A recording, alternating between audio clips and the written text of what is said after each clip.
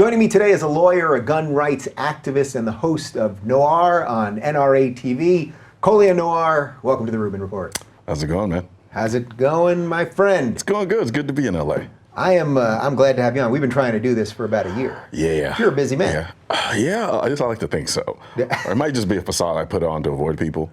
But no, in reality, no, it's been a pretty busy year. Yeah. Like extremely so. And it doesn't ever seem to slow up. And just when I think it does, something else jumps off. Well, if you think coming on this show is going to help slow it down, you are sorely mistaken. Yeah, well, I'm a bit of a masochist in that regard. So.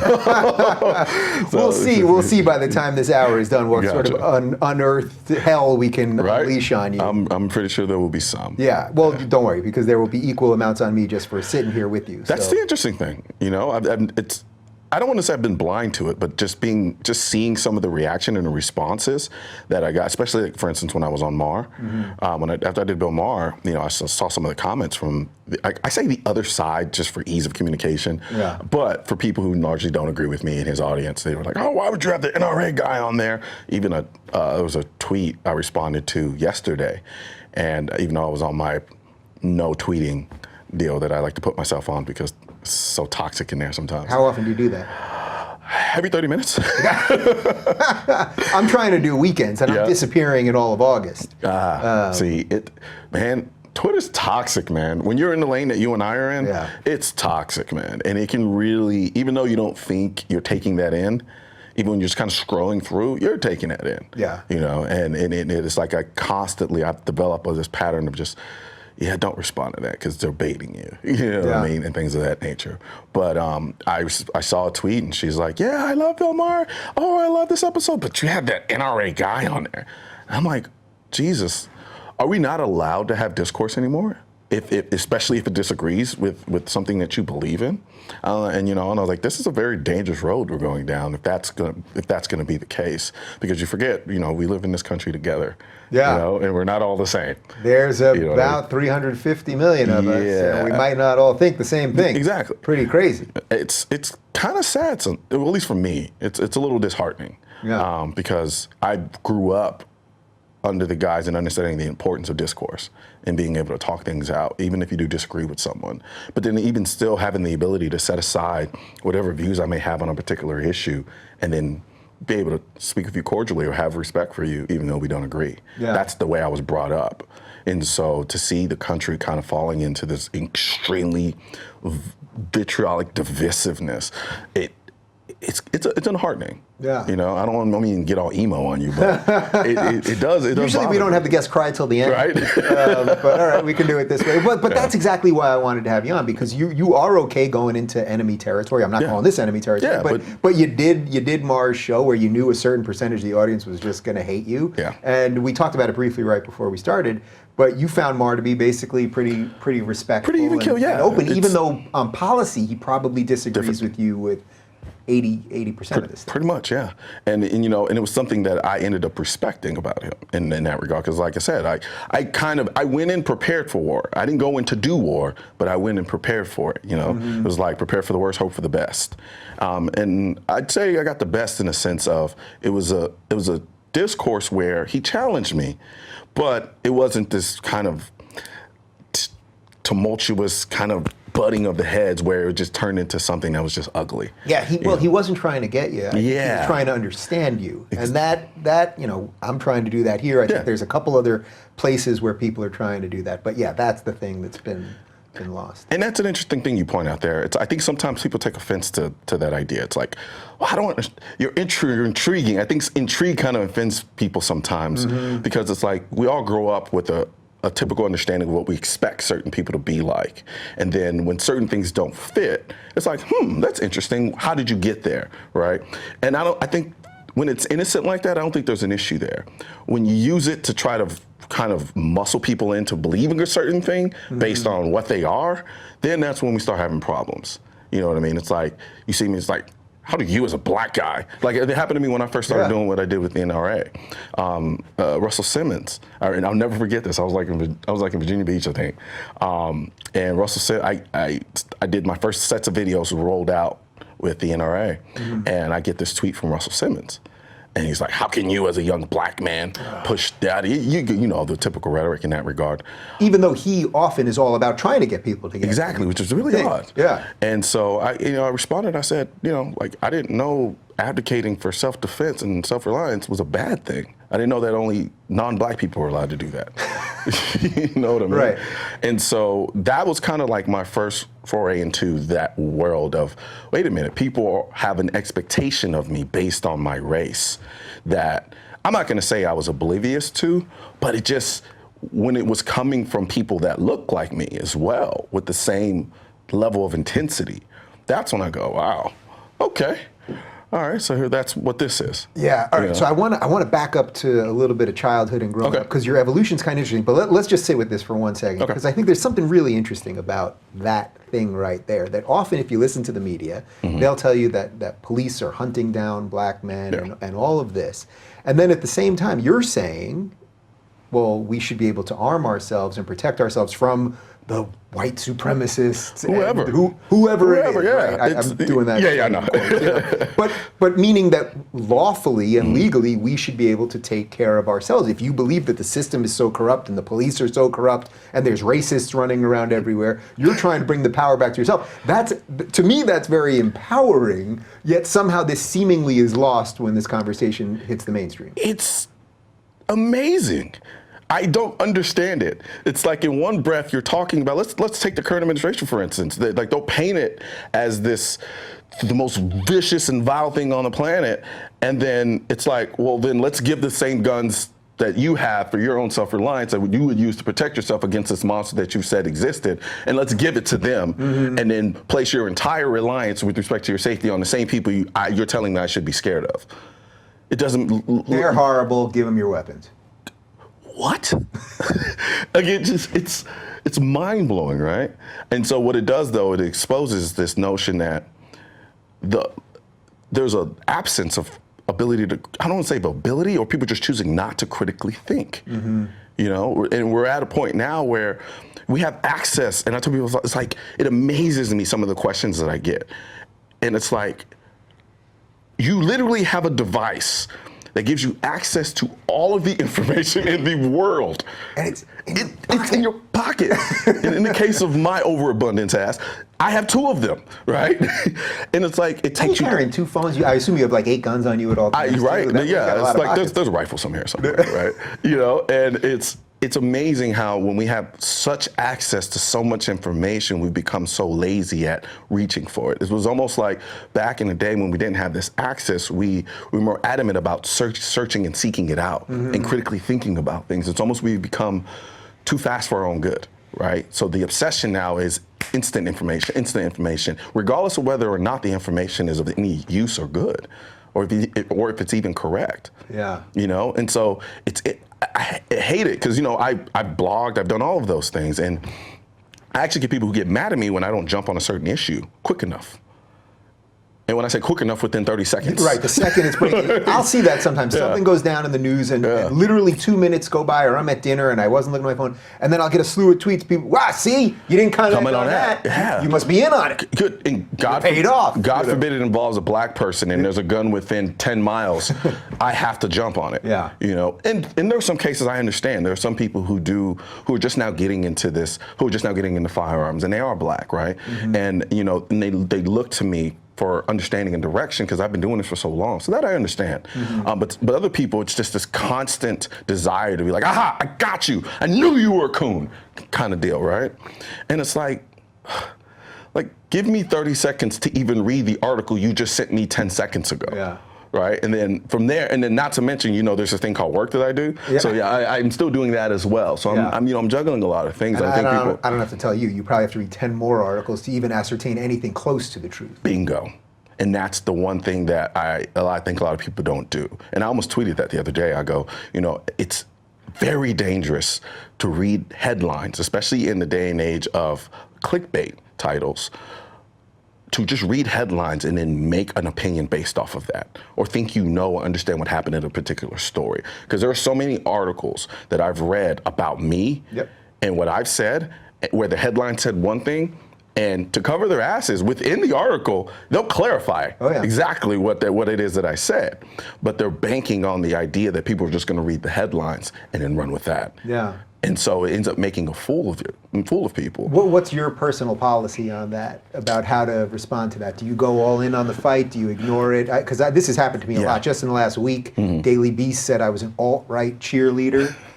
Now, correct me if I'm wrong, you're black?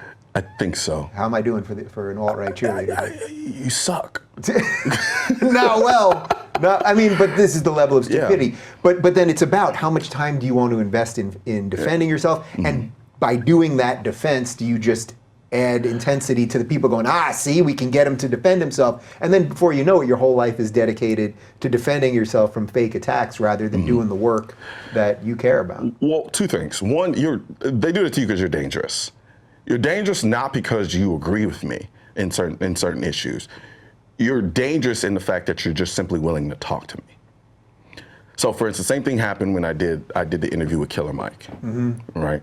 They jumped all over him, not because of what he said, but just because he sat down and had the conversation with me. Yeah, half the time they don't even listen. That's interesting you pointed out, because I was talking to my friend, I'm like, how can anyone watch this interview and not walk away with saying, you know what, that was a great conversation about two people who don't agree on everything, but there's some things we agree on. He's like, because they didn't watch it. And I was like, what do you mean? It's like I had this weird blonde moment, right? Yeah. I'm like, what do you mean? He's like, they didn't watch it. He's like, they don't actually watch the video. They just read the title and then assume they know what happened in the video and then make their opinion from there. Yeah. And I'm like, damn, you're right. I hate going down the weeds with too much of this because it feels like we're just responding to all of the craziness. But even in like the YouTube ecosystem, when we put videos up, sometimes within 10 seconds, there's 100 comments, and it's like, that was an hour-long video. I don't know how the hell, I want that time machine because I would be a lot more productive. Yeah. But it's always the haters that do it. That's why I want to bring it up, because then that hate is the thing that's always leading us. And then I think that brings it back to where you started a moment ago, which is that we're in this polarized thing, and it's because the haters are sort of paving the road and everyone else is just going down the road. I think a few of us are actually trying to pave a better road that more of us can get on. The interesting thing about the discourse the way it is now, right? And so our politics have become our entertainment. That's the dangerous aspect, right? So if it's not vitriolic, if it's not snarky, if it's not any of those things, people don't pay attention to it. And I'm the biggest advocate of like, all right, look, if you don't agree with me on something, you don't have to be an ass about it, right? Now, can I be snarky? Hell yeah, you know, I can absolutely be snarky. But what I tried to do, and to respond to your initial question when you asked me, how do I go all in? Do I respond? So like, for instance, on Twitter, what I've kind of held myself back to doing now is, if I can tell that the person is literally seeking out an answer or response, I'm going to give them that same energy in terms of, okay, no, let's have that conversation, right? Because there was a point in time where everything I responded to, when I respond to it through the lens of just being this snarky asshole, you know what I mean? And yeah, sure, was I entertaining myself? Absolutely. Yeah. But then I had to ask myself, was I really moving the conversation and the dialogue along? Yeah. Even though it is Twitter, right? It's Twitter, it's a dumpster fire, right? But what I started, it has some importance. I mean, does. That's just the truth. That's why it keeps coming up in so many of these conversations. Yeah. You got high-level people with great minds that are open and engaging, that are still involved in the stupidity of that. So it's like, so I always feel guilty when I bring it up with a guest. I'm always like, I don't want to touch that thing again. And then on the other hand, we all know it's real. So it just is, whether we want it to be or not. Whether, like you said, whether we like it or not, it's the medium of expression right now. And so we have to, you know, it's like either adapt or die, you know. But you know, I try to be what it is. I try to be the opposite of what I complain about. At least I try, in terms of like, sometimes I'll see snarky messages and then I'll respond by trying to be reasonable. I'll say, okay, I get it. You don't like me, but answer this question for me. And I try to move the dialogue along. You know what ends up happening? Tweet gets deleted. Yeah. Almost every single time. Yeah. The second you shed a little light on it, gone. Rats scatter. Yeah. Yep. What is the, before we dive too much into your past, what is the thing that they're criticizing you most for? Like, you come across to me as a pretty rational, decent, open guy. You're trying to empower yourself. Okay. So what is it that they're always going after you? Is it that thing that a black man shouldn't be for guns? I mean, is it that simply stupid? I'm not going to be so naive as to assume it's simply just because I'm black and I'm into guns. Yeah. The NRA thing that's part of it. That's a big part of it. It's just aligning myself in an organization that they see as being a racist organization that hates black people. Okay, we're going to talk plenty about the NRA, right? obviously. So there's that element of it. But then there is also this idea that being a young black man, that I'm supposed to run from guns because of the projected image that we've all had forced down our throats with respect to black men and firearms in this country for decades. You know, black man with a gun, he's a thug, he's a drug dealer, he's a gangbanger, period. So now when I, young attorney, educated, open-minded, and with respect to different issues, and then I'm pushing the narrative of the Second Amendment, it sets off an explosive level of cognitive dissonance in people who have what I love this quote, and I believe it was Bush who said it, this soft bigotry of lowered expectation, right? And they hate it. They hate it the same way they hate you now, because you can't control someone who's willing to think independently outside of what is stereotypically expected of you. Right, and that's where the labels come in. So it's like, you're progressive, you're liberal, so forth and so on. But you still have that ability to step outside of that and say, you know what, let me. Okay, I can see that perspective. That's dangerous for people who want to control people. So when I want to control the way you think, the way you see yourself, I cannot allow you to develop an ability to think independently on separate issues, because then I can't control you. So if I say, you know what, I can do everything for you. Depend on me. Mm-hmm. The last thing I want you to do and understand is, you know what? Wait a minute. You mean to tell me I can protect myself? You mean to tell me I don't have to depend on calling a cop in order to come save me if someone does try to break into my house? Because then I can't control you. I can't own your vote. Because what the gun has done for me and a lot of people, it serves as a catalyst for the awakening of a lot of people to understand, you know what? I can do more for myself than I realize.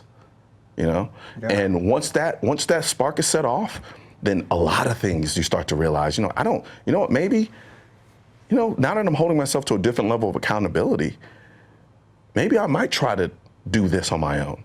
Doesn't it just feel good? I mean, putting aside, I know a lot of people are into facts over feelings these days, right, Shapiro? But doesn't that statement right there, that you can do more for yourself, it just feels good. It feels amazing. Taking some power back to yourself and going, the government or you, whoever you are, you're not in charge of my life, my responsibility, my livelihood, my family, the rest of it. It's the most invigorating feeling in the world. And I'm with you. I'm all about facts over feelings.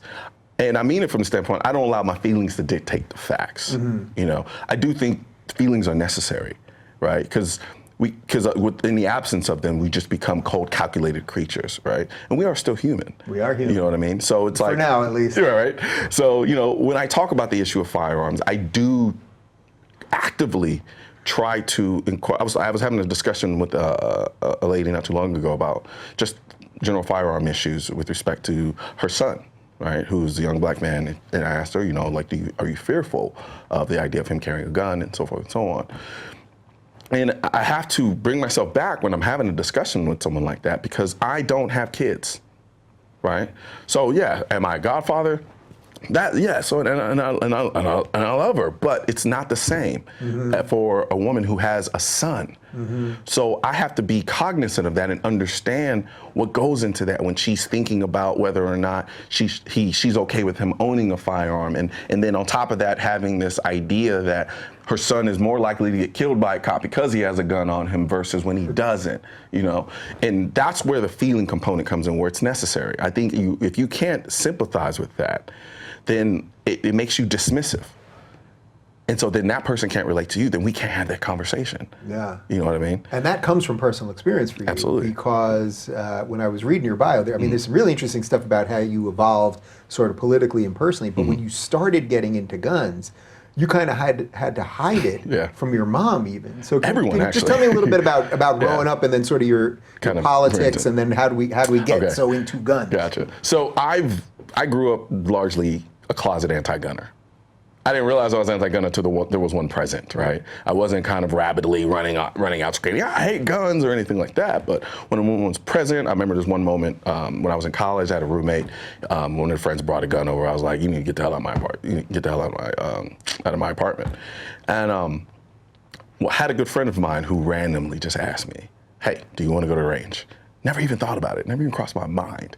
Which is how I know a lot of times I can decipher based on certain comments whether or not somebody's actually commenting from a place of ignorance or a place of understanding.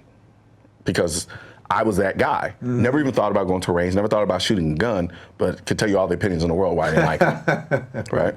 And so when I hear that rhetoric now, I can usually point it out. I'm like, you've never shot before. You've never even held a gun before. And so from that perspective, we went to the gun range and I shot for the first time and I was hooked. Now, I was hooked not from a political standpoint, not even from an empowering, oh my God, I can protect myself now standpoint. It was just pure fascination with the mechanics, the physics, all of it. I'm a very kind of like curious mind. So for me, it was like, I kind of like this. Like the idea that I'm launching a projectile faster than the speed of sound at a little target, like 100 yards away, like that was awesome. So first shot, you were hooked? First shot terrified me. The second shot I was hooked. So it was like love it second shot, right? So from that perspective, after that, I followed that rabbit all the way down the hole. But it was, like I said, it was more from a scientific, mechanical understanding of it.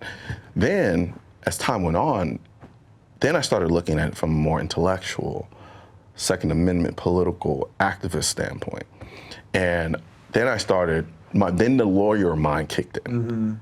And I started looking, I'm like, I'm hearing something, because during the time period, that particular time period, we had a couple of pretty big mass shootings that happened. And then so I started paying attention. So I'm paying attention more to this. Kind of like when you're thinking about buying a car and you never see it on the road, and then once you start thinking about buying it, you see it everywhere. Yeah. That was pretty much what happened now. So I'm hearing the conversation about guns everywhere now. And I'm like, none of this is making any sense logically. Like what people are proposing, it was so pure. It wasn't like an agenda driven. It's like, this doesn't make sense to me. It's like a window, like a sticker on a window is not gonna stop somebody from bringing a gun in, just saying that it's illegal. You mean the sign that says no firearms in here? Like you mean the bad guy's not gonna read the sign and be like, ooh. Exactly. Probably go to the other place. Right. So interesting. That's kind of when I started jumping into the more activist advocate side of things with respect to the Second Amendment. Yeah, but when you first got guns, you were literally hiding them. I was. From your mom, because, well. Because she was very much, she was a single parent mom raising a black son. She wanted to thwart every stereotype on the planet, right? My mom overcompensated with me tremendously because she understood in her mind the limitations that come with being a woman raising a man by herself.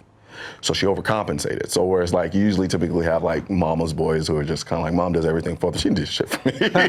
She was just like, go wash your own clothes. Come here, go do like everything she made me. And at the time, I just thought she was just being a mean mom, right? Not realizing, it was her overcompensating from the standpoint of like, I got to make this dude, I got to raise a man, right? And so she was trying to buck. So I knew once I started getting into guns, no, because the perception was black man with gun, gangbanger, right? And she had some insecurities in that. She's like, there's gonna come a point where I'm not gonna be able to control this kid. I don't know what he's gonna be doing.